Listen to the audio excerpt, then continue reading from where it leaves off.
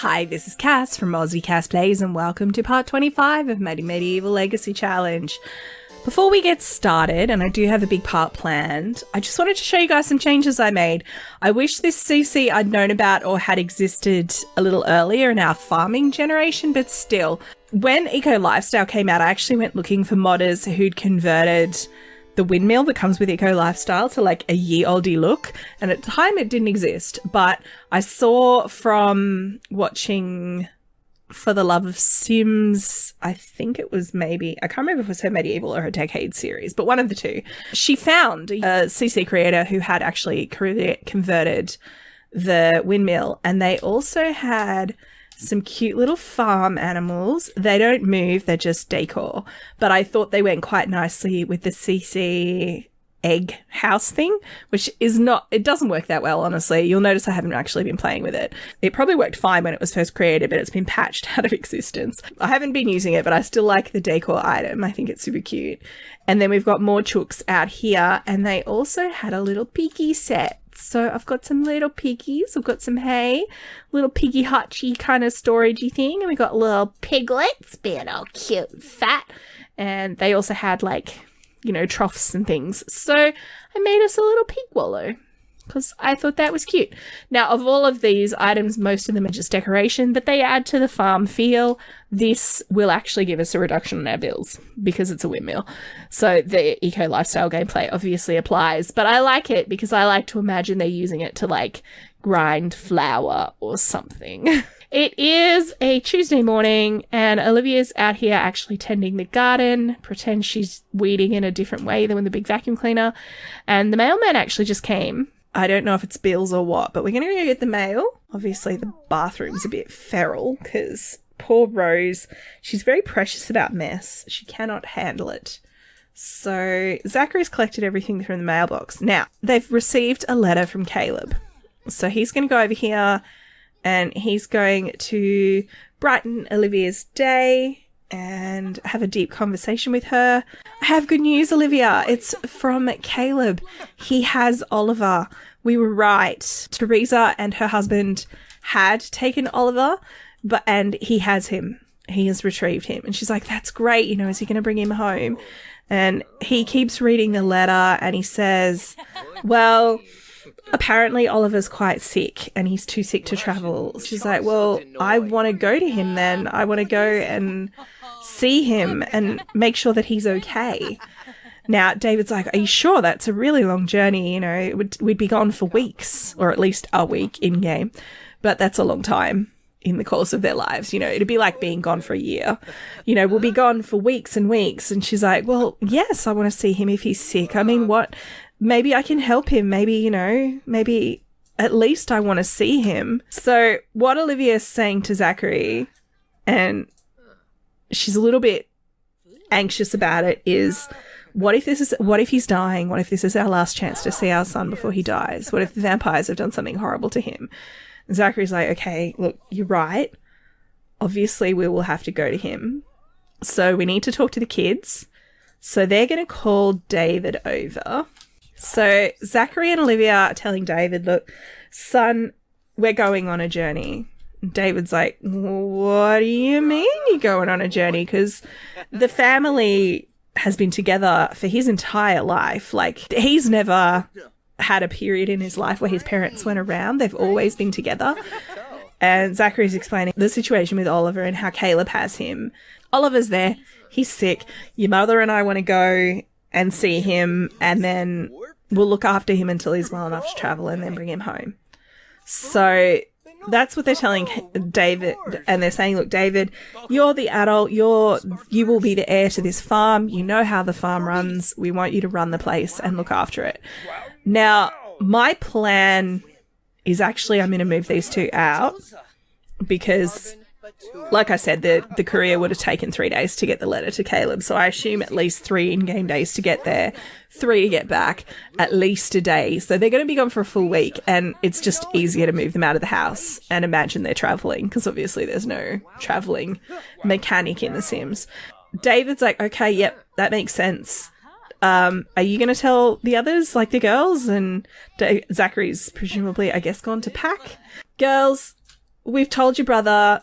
Oh, look, they're all kneeling. That's so cute. I mean, they're kneeling around the corner where they can't see her, but still. Is she listening through the wall? Yep. They're listening through the wall. Awesome. We're going to imagine they're all talking together and Olivia's explaining the situation. The girls are worried. Andrea, I think, will be demanding to come with them. So she's going to be like, Mum, I'm coming with you. Oliver's my brother. And the others are like, well, he's our brother too, Andrea. But I don't think Rose and Isabella would want to go. And I think David would feel like it wasn't an option. But Andrea is going to be like, nah, Mum, I want to come with you. You know, you can't just say that I have to stay here when Oliver's sick in a realm of vampires. And Olivia's like, it is dangerous, Andrea, and you are young, and I need you to stay here. Now, in the meantime, I actually think Rose is thinking that someone needs to tell Jewel. So I'm going to have her go and get Jewel and bring her back, or at least go and tell her while these guys are fighting. I'm going to have her walk down. So she's running down there. She's like, look, someone has to tell Jewel. Oh, now she's mortified. Stop looking at me. How dare. I think that at this point, Andrea would actually be running off to maybe go and visit Colton. But it's a bit hard for me to manage her seeing Colton while I'm simultaneously trying to run Rose. Okay, so we've arrived at Jewel's house and Marcy's also come out to sort of say hi, but then run off because she's going to go listen to some classical music. She's like, this whole situation is so dramatic. And Jill's like, yeah. And then Rose is going to explain what she's actually talking about. It's like, Oliver's been taken by vampires. It's really scary. And they've got him back, but he's in the Forgotten Realm. And Jill's like, are you serious? That's my betrothed. He's in the Forgotten Realm and he's sick. And she's like, yes, I thought you needed to know. And Jill's like, yeah, I did need to know, actually. Thank you for telling me. I'm going to go. I'm going with your parents. They can't stop me.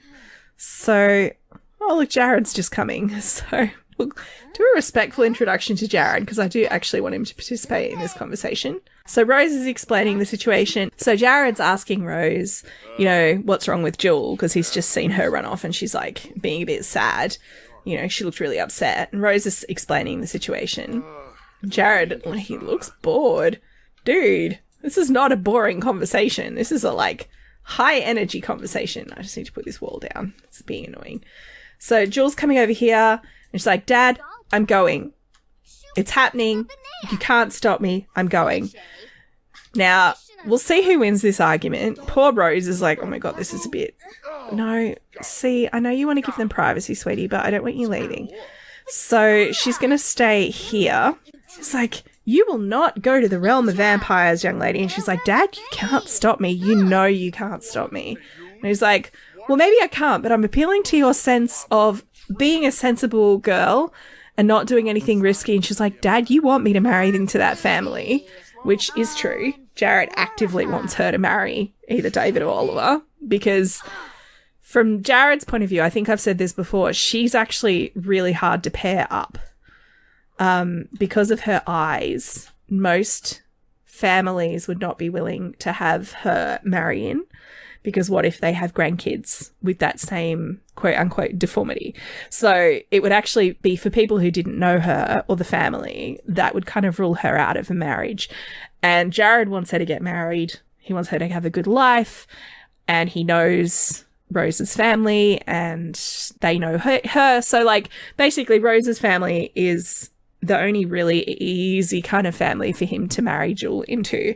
Thinking about this from a medieval point of view, that's basically the situation. And because Zachary and Olivia like Jared and like Jewel, they don't mind the idea, the risk that they might have grandkids with like her kind of black eyes. So Jewel's using this argument. She's throwing this argument in her dad's face and basically saying that her dad wants her to marry Oliver and Oliver is sick and she wants to go and make sure he's okay. Now, Jill's saying, yep, Dad doesn't like it, but he's agreed. I'm coming back with you to your house. And she's like, well, do you want to pack? And she's like, what, your parents packing? You know, how long are they going to be before they go? So I think that she's going to take, you know, these guys are now inside talking. It's like, oh my God, can you believe, you know, she's going to go to the vampire realm. And Marcy's telling Jared, honey, you know you can't stop her. If your daughter wants to do this, she's going to do this. So there's a whole dynamic here in this family. So Jill's quite angry. She's, angry at her parents or at her dad for, like, making things hard. But at the same time, she's like, yep, okay, let's go. So Rose is going to say, look, calm down. I'll help you pack. And then you can come back to my place and leave with my parents. So she's running in to help her pack. And then they'll go back to the farm. So we're back at the farm. They're explaining the situation that Jill is going. Jared has said okay. Rose is confirming that that's the case. I mean, he wasn't exactly happy about it, but, she's definitely going. So the kids, I'm going to just have the parents kind of say goodbye to their kids and they are going to head off. Now, I'm thinking I should actually be deducting funds for this trip from the family, like a couple of thousand simoleons, because obviously this is going to be very expensive. Basically, the parents are like, okay, well, Jill's in there completely laying into the bunny and Andrea's giving herself a pep talk. Honestly, teens, they're so, high stress. You guys have got this. Your brother's in charge, obviously. David's like, Dad, Mum, look, I was contemplating courting Alana or Lauren. What do you want me to do about that while you're gone? I mean, you guys are going to be gone for a long time. He's wanting to know, should he be holding off on doing anything until they get back? The thing is, because they could be gone for a significant period of time from a, Sims lifespan or normal lifespan point of view, Olivia's going to basically say to David, look, they're both good girls. They both come from good families. Oh, she's feeling sad. She's obviously keen to leave. So, she knows that both girls come from good families. And if he wants to marry either of them, he would have the blessing of his parents. Now, they can get a message to Caleb via the same means and to therefore these guys via the same means that Zachary used, but it's slow. I'm going to have to go into Manage Worlds. I am going to move these guys out. They're saying goodbye. They're going to head across on the ferry tonight to the mainland and then leave in the morning on a carriage from the mainland. So Zachary and Olivia have gone. They've gotten on the ferry and been seen off by their kids. Andrea's definitely taking it the hardest of everybody, I think, because, I mean, yes, she was fond of Oliver and everything, but I think she wanted the adventure. She wanted to, be riding off into the sunset on a horse. Do you know what I mean? She's our adventurous wild child, and she's, wishing that she could have gone with them and, sadly eating some grilled chicken. So I'm going to have her go for a jog to clear her mind. David's outside thinking, okay, well, what chores are left to do? I'll just make sure the garden doesn't need anything else. And they'll have to go, feed the pigs and the chickens. The garden's actually looking pretty good, which is nice. There's a few things to evolve. But other than that, we're doing okay. Ooh, there's some things that need watering. So I'll have him come do that. So these guys are kind of, taking care of the animals and everything, making sure the farm is going okay, and talking about, well, what are we going to do? What if Mum and Dad don't come back? And Oliver's saying, oh, not Oliver. David's like, of course they're going to come back. Don't be crazy. And he's thinking, God, I hope they do. He's prepared. He knows everything he needs to know to run the farm. He knows who they have to pay taxes to and how much. He's across everything from that point of view. But he also, it's just the apprehension of suddenly and unexpectedly being put in charge, Rose and Isabella, I think, is the oldest. They're going to be keen on trying to act on their mother's behalf in vetting love interests for David. I'm thinking Andrea, I kind of want her to go and visit Colton. I think I might do that because she's feeling super rebellious and mortified for another 16 hours. So when she gets to the point where she's near Colton's house, I might actually have her knock on the door, throw a pebble against his window and see if he's home. She really wants to vent and be like, it's not fair. So we're near the Dunham's house and there's this little private beach just down the road. They're out here having a nice chat. But Andrea's basically, this is Colton, by the way. He grew up quite nicely. Look at him. And he's just come to be like, hey, look at my phone. Okay, so we're going to rave about growing up. She's going to basically tell him You know, it's not fair. I just wish I was old enough that my parents would, like, respect me and let me, like, go and look after my brother. And she's going to explain the situation. Now, of course, poor David and Andrea, or David and Rose and Isabella, are going to be, like, super worried. Andrea's just taken off. She's like, I'm going for a jog. So she's explaining, you know, how unfair life is to Colton and how much adults suck. And he's like, yeah, they do. He seems uncomfortable. Are you okay? It's like, oh my God, they did what? They said what? I think Colton's probably secretly agreeing with Andrea's parents that, you know, these guys are about 14-ish in human years. So he's like, well, oh my God, they're having an offensive conversation. He must have disagreed with her and said, well, do you think that your parents might actually be right? Like, maybe you should stay home. And obviously she's super not keen on that. I thought this could be a romantic moment and she's ruining it for me. So I'm going to have her pressure him to conform. Oh, that's a mean interaction too. Okie dokie. And we'll act tough. Like, are you saying that I'm not good enough to, like, go with my parents? And he's just gotten a negative sentiment to her, I think. I think she's now seeing how angry she's made him. I'm going to have her apologise. She's like, look, Colton, I'm sorry. I'm just really, really upset. Like, I just can't believe that my parents have done this to me and, like, left me here. And then you agreed with them. So I'm going to have her try and calm him down. He does not seem to be going for it. So he's explaining to her all the reasons why she's being dumb. And it's late at night and your parents are probably worried about you, or your siblings. She's just going to ask about his day. I didn't mean for that conversation to go so badly, but it really, really did. And these guys were like friends. So ask what Colton's problem is. Hang on. Do they actually have negative sentiments to each other now?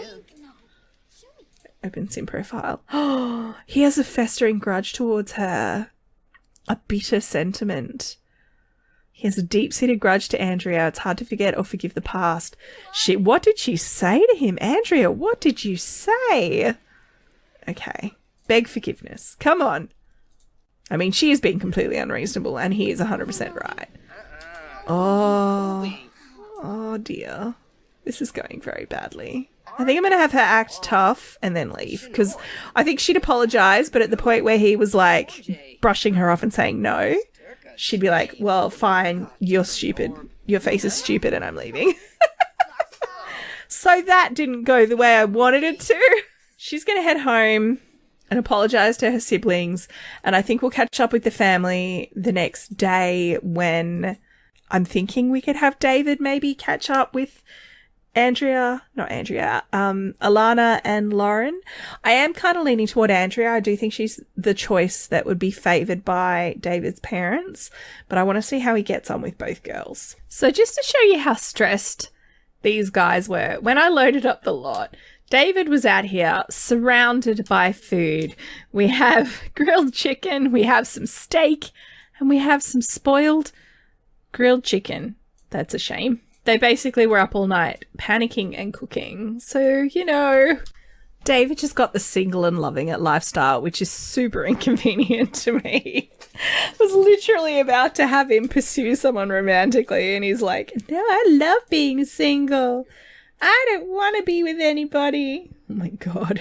So I'm just going to send Andrea out to run a yard sale, because I figured that's something she can kind of do that lets her feel like she's contributing to the family a bit more, that she's not just the baby of the family. Now, is it hot? It is hot. Let's put you in your summer gear instead of your PJs. Now, I'm thinking I'm going to have David, given that I think Andrea's probably the better fit, I'm going to have him, not Andrea, I keep calling her Andrea. That is a big mark against Alana, honestly. Because he's friends with Alana, but Lauren, he had the sentiment to. So Lauren adores David. David feels closer to her, but he also doesn't have any relationship with her. So I think I'm going to invite Alana over first. Oh, look, it's their Auntie Elsie. She must have come over to check on them. And Alcard, who is Caleb's contact. Maybe they've both just swung on past to make sure they've heard the news in town because Olivia, Zachary and Jewel came through. They've heard the news, so they've just swung on past to, like, make sure the kids are doing okay, which obviously they are. So I'm just going to ignore the fact that it's the telephone. He's going to, you know, send a message back with Alcard or his aunt that he wanted to invite Alana over. So he's not on the phone. He sent a message with Elsie. That's what's happening. I just love how this farm looks now. It is so cute. So cute and so bustling. I love it. I wish I could expand the house and, like, make it less crappy looking, but it's against the rules. Might be something that I do once we've moved on to the second gen. I might come back in and make improvements to the house. You know, changes David's made once I'm not playing this family kind of actively anymore. I think that's a good idea. Right, David. She's here. Let's go talk to her and see if there's any kind of, like, romantic anything there. So I'm going to start by telling her an unbelievable story. Can you believe what is going on in my family's life? My brother was abducted. Ooh, Andrea's standing out there looking in the window. My brother was abducted by vampires, and they're like, well, so you know where he is then? Yeah, we know now. It was definitely vampires. My parents have gone to go and see him because he's sick. But he's in the vampire realm. And maybe he can express how, you know, courageous it is, he thinks, of his parents to, like, go on that journey to that scary place. So, yeah, he's basically catching Alana up because these guys are friends. So, and Rose is over here eavesdropping, catching Alana up on the situation and saying, look, like, can you believe it? This is crazy. Now, I might actually have them... we could have him throw a flirt and see how it goes. Just, you know, especially because Rose just conveniently walked out. Oh, she definitely seemed to like it. I do feel like she's amenable to the match. Alana is actually, she doesn't live with her dad because her dad lives at the castle. And she doesn't live with him because she's grown. She actually lives in a boarding house in the city. It's actually the same boarding house Elise lives in, their aunt. So she's living on her own, but in a sort of situation where there's lots of other women and, you know, she's not alone in that sense. You can stock the table and start another yard sale. Little miss. Rose has come in to clean up again. Bless her. She can't help herself. I mean, these guys, we haven't got romance with her, but I know it usually takes a couple of romantic interactions. Maybe ask if she's single. We'll find out if she's, you know, hooked up with anybody. Now, he would have to ask her dad's permission for her hand. I'm just going to drag this out and have her come and scavenge out here, just because I feel like she would be trying to give them a little bit of privacy. So he's going to basically, I'll confess attraction. We'll see how it goes. It's a bit... is that... No, that's Sir Reginald. That's not her dad. Although Reginald knowing Alana was here would mean that the other knight would find out pretty quickly that his daughter had been, you know, fraternizing with a young man. Share single and loving it tips. No! Heartfelt compliment. Okay, we do have a little bit of romance with her. They're getting closer from quality time. David is feeling closer to her. That is a good sign. We'll compliment her outfit. It's very daring. Perhaps compliment her appearance. I think he'd be having a fairly, you know, I think fairly upfront conversation with her about how he is actually, you know, looking for a wife. Whether she'd be interested in that, we'll see. He also thinks Lauren is very attractive. Well, that doesn't help me, does it? He clearly just likes, you know, slim young ladies. Oh, she's going to listen to some music. Gone to listen to the classical music. It's a bit forward going into a bedroom with a double bed. I'm just saying. I feel like this is going quite well. He has a sentiment to her. I don't think she has one to him. It would obviously make it more conclusive, I think, if she had a sentiment to him. But she seems keen on the romance. So he could attempt a mistletoe kiss. I mean, he's likely to have mistletoe around. It is not the right time of year for mistletoe, I don't think. But what would I know? It's not a native plant to Australia. Does she let him? Okay. See, I think she's interested. So I think he's going to have to go and talk to her dad. But we're not doing it in this part because I feel like this part has gotten a bit long already. Now I'm actually going to... Oh, baby, she fell asleep. Must have been they were up half the night looking for Andrea and there was all the stress of like her parents. Now I have to pre-record the next part because my son and I, in theory, are going down to the coast for a few days next weekend to maybe go to the beach and go for a swim and get some sun. Obviously, that's all dependent on COVID being what it is, but we'll see how we go. I'm crossing my fingers. There aren't cases either where I am or where I'm going, so hopefully it'll be okay. But I'm going to pre-record the next part. I'm actually going to do it straight after this one. So I'm going to end this part here, and I think in the next part, we'll have David maybe go visit Alana's dad and see if he can like make a good impression on him. And that's not Sir Reginald, it's Sir... I can't remember his name. I want to say Edison. That may not be right. So David's going to go visit her, and then I think we'll skip ahead to when Zachary and Olivia arrive at the Vitor mansion, which is like...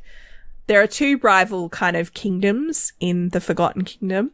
There's the line of Vitor and the line of Stroud, and they don't get on. You know, they've all basically come from the same